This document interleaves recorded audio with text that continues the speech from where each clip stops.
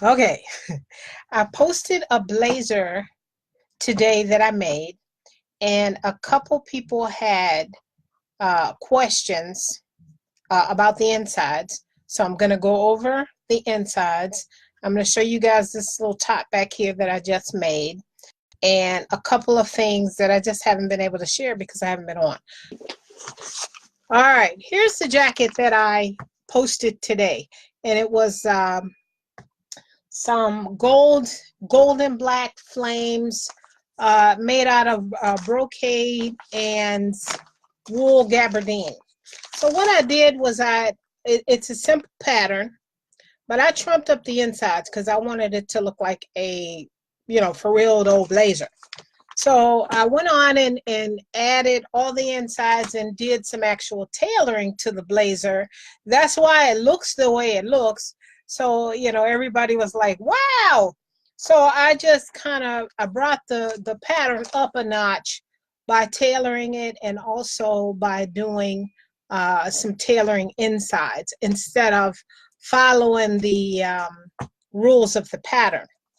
So I did a complete lining, and this jacket is lined, but it doesn't have a facing. So with my lining, I built a facing. They don't talk about top stitching at all in this pattern. I did top stitching, and then I did some custom insides. I did a true set-in sleeve. I added sleeve heads, and also the stay. And this is what two people had a question about the jacket stay. The jacket stay, what it is it's the actual pattern piece. Let me show you guys the line drawing, because I'm going to explain what a jacket stay is. Some of you probably already know, but what it is in this case, this pattern had a back piece, which was cut to, you can see the seam here in the back. For the jacket stay, what you do is you go about 3 to 4 inches below the arm's eye and you cut it straight across. So what it ends up looking like is half a jacket, okay? And then what it's done is it's basted into the back piece. Once the back piece is stitched together and you have your full back piece, then you have your regular jacket stay. You can make it out of muslin. You can make it out of cotton fabric. It can be made out of silk organza. But in this particular case, I used some polyester organza that I had in my stash that I wasn't going to do anything with. So silk organza and poly organza are pretty much, the poly organza is a copy, so they're pretty much the same. So it was okay for me to use the poly organza. Now here's a blazer that I did back in 2000. I think this jacket was made maybe in 2005. This is just a fleece blazer. It's unlined, and you can see the fabric here. That's the, let me get weight. There we go. The fabric that's the skeletons. This is actually the jacket stay for this particular jacket. And I did a jacket stay in this because fleece is too heavy to be lined, but fleece stretches. So this jacket stay adds stability to the shoulders. Oh, where? Oh, there we go. The shoulders, and then the back seam of this jacket. So it's been hanging on a hanger for I don't know how long, and it's not stretched out of shape. You don't see hanger marks. And then it makes some weight. It adds some weight to the garment, so it holds the shape. Look how nice this jacket looks, and it's from 2005. So these kind of things are the things that add quality to your garment so that you can keep them for a long time. They don't look homemade over a period of time. They don't look homemade after you wash them a couple times. So you just have to add a little bit more extra time. I mean, it's not done faster, of course, because there's an extra step, but you got a garment that's going to look nicer longer, and it's going to last. So whenever I make a blazer, I always add a jacket stay. I don't even care if it's unlined, then I just get a piece of cotton fabric that's going to look fun or that's going to be pretty that people can see, and then I add it to the garment. So that's the first thing that I want to cover. because a lot of people were like, wow, what'd you do to that jacket? And it works wonderfully for any kind of fabric. And you can see in that case, that was fleece.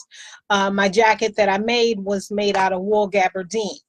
Okay, now I'm going to reveal to you guys. Wait, I got my list of things I'm talking about so I don't lose track and run out of time.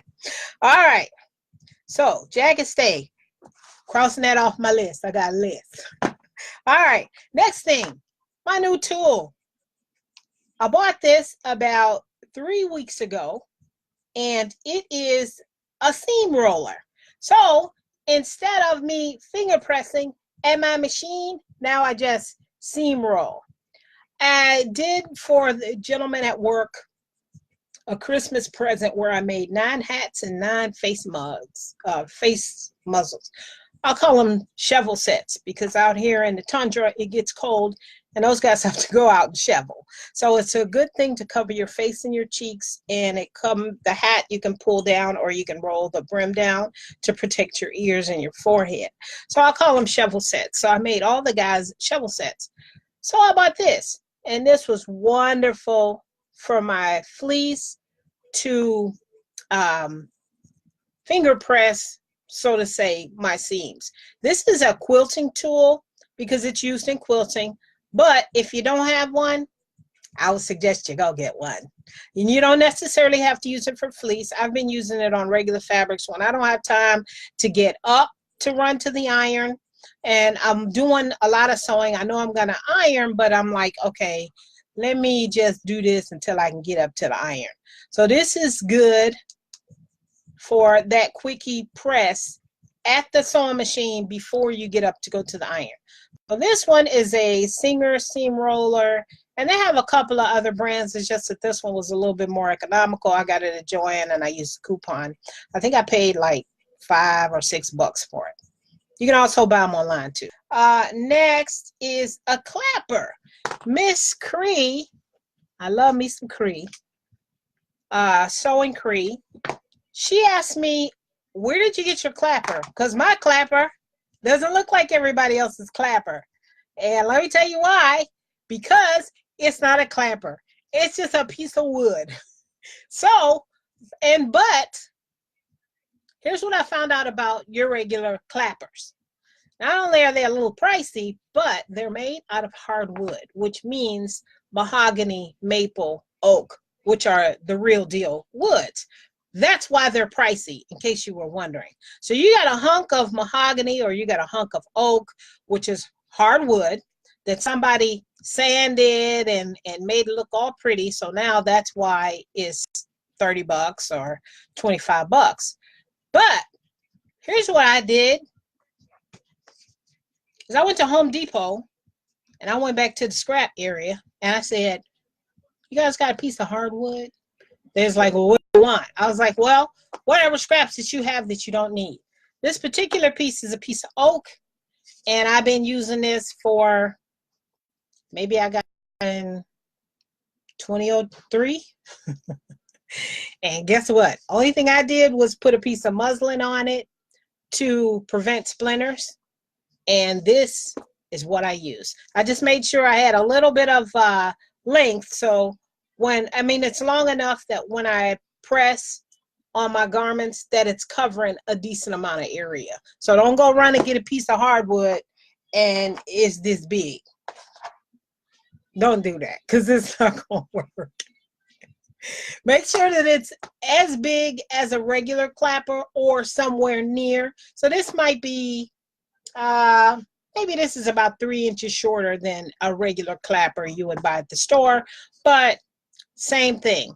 If you don't have a clapper, go to Home Depot, ask them for a scrap of hardwood, and then just put some muslin on the top to stop the splinters. Or if you got that handy dandy husband, let him sand it for you. And then now you got a smooth clapper you can use all the time. Okay, so that's my clapper. This is what makes my garments look so beautiful. All right, I'm scratching that off the list. All right, next thing is collars. People love my collars. Whenever I do a collar, whoa, your collar looks wonderful. Somebody said, what is your collar secret? So on this here jacket, and it's posted all over the place if you haven't seen it, here's what my secret is for collars.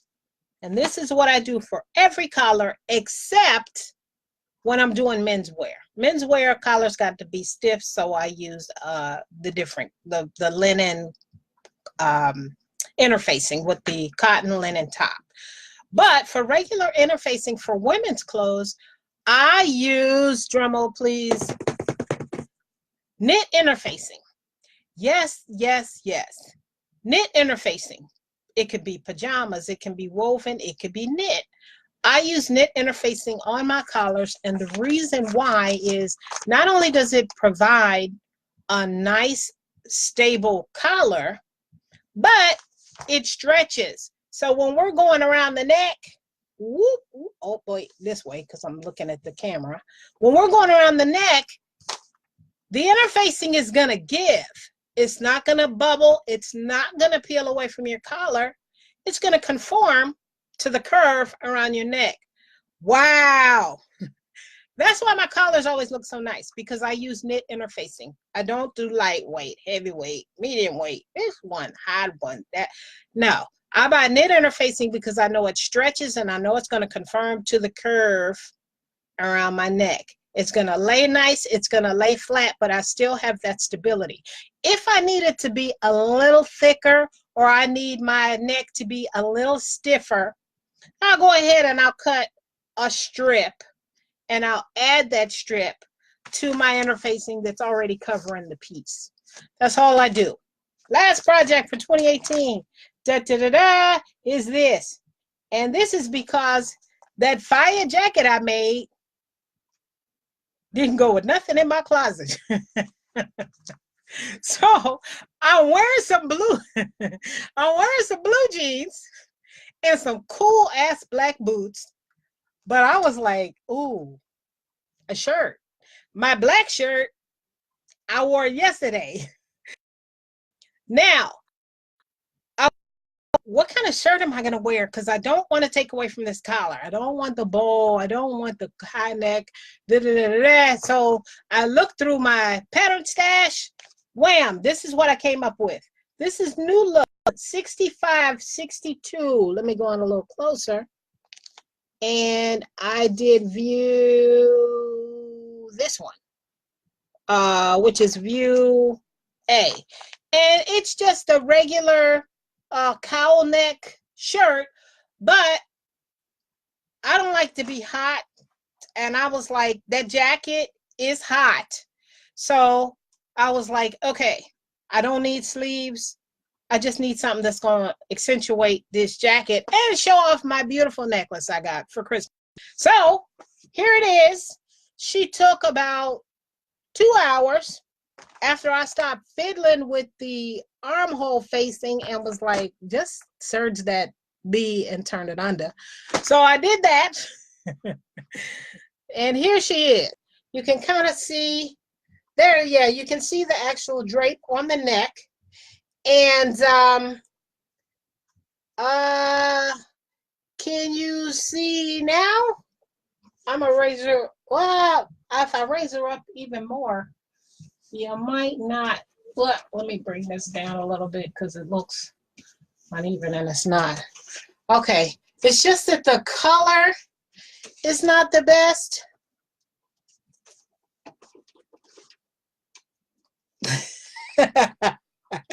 Okay, I guess that's kind of what.